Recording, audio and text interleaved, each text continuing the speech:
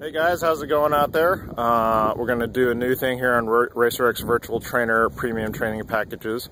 I'm going to do a little video blurb, some training and health tips, give you guys some added value of the Virtual Trainer Premium Training Packages community. This will be the first installment, and we'll call it Coach Seiji Says. This is my normal routine in the morning here at the ranch. Checking out some cows, hanging out with some dogs out here.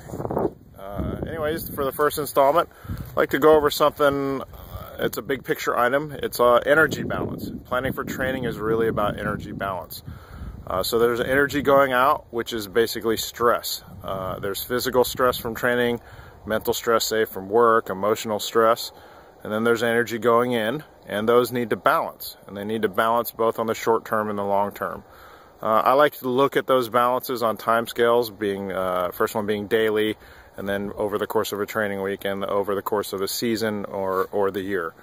So energy going out, we'll start with daily. I try to balance mostly the physical part, because I don't know the rest of the day for a lot of these online people and people I don't see all the time. So we try to balance the energy going out of training with the energy going in, and your basic or your most biggest contributors to energy going in are food and sleep. So on a daily basis, try to make sure we get enough sleep, and also pay attention to the food and make sure we're balancing getting enough food going in, energy going in to both fuel the training and fuel the body processes required to recover from that training. And then the sleep part rolls over into my view of the week. I do think that younger people especially can tolerate one day here of not getting enough sleep and balance that out and catch up on the week.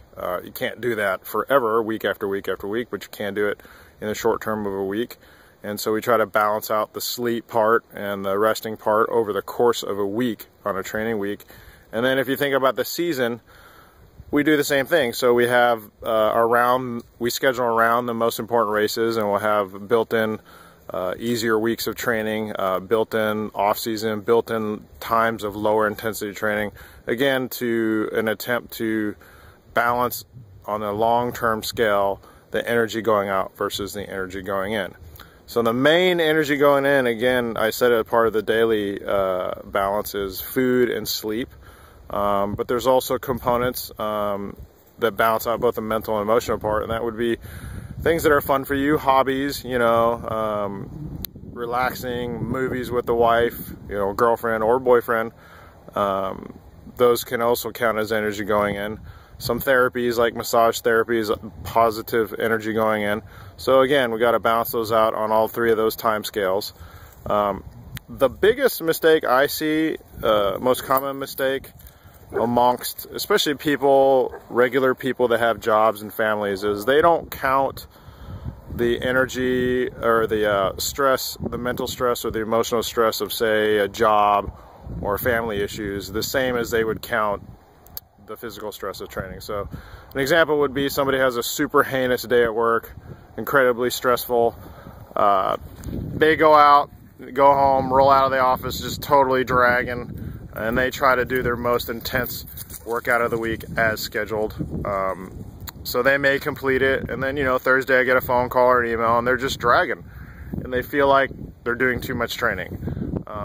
Well, they're correct. You need to do the right thing and count all that stress from work the same as you would count the stress from training, and reschedule, move that most stressful or most intense training to a different day, revert to recovery workout, or take the day off completely and do that workout when it's more appropriate, when you don't have the stress bucket full for the day or out of balance because you haven't been able to balance it out for the day, or maybe even for the week. Maybe you're there by Wednesday, you haven't balanced it out, you're starting to drag. You got to balance it out over the course of the week too. So that's the biggest mistake I see. In a nutshell, it's not counting emotional or mental stress the same as physical stress.